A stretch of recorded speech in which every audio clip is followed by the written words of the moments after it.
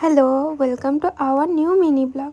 আজ দিনটা ছিল সরস্বতী পুজোর দুদিন আগে, আর আমরা যাচ্ছিলাম মাসি বাড়ি। যেহেতু দিদিরা এসছে সেই জন্য মাসি যেতে বলেছে।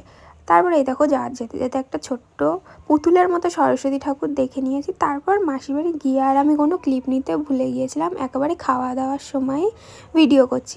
আর আমার বোনের কীর্তি দেখো, গল্প সেইটাই।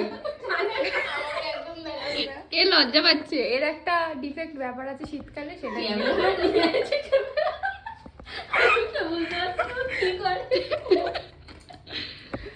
মানে আমি ফোনটা নিয়ে এসেছি বলে অসুবিধা হচ্ছে।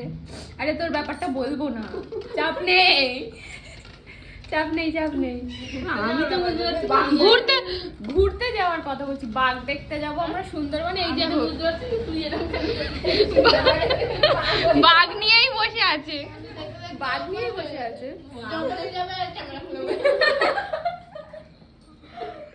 তারপর উঠে মাসি মিষ্টি খা করছিল, তাই আমি ফ্রিজে এসেছিলাম মিষ্টি নিতে।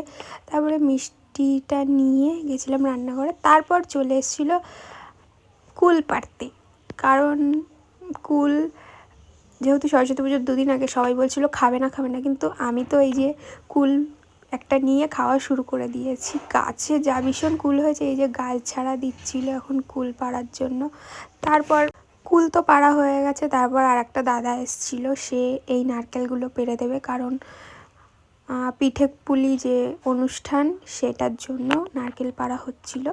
তারপর এদিকে সব নারকেল পাড়া হয়ে গেছে, এদিকে সব জল ঢেলে দিচ্ছিল আমার বোন।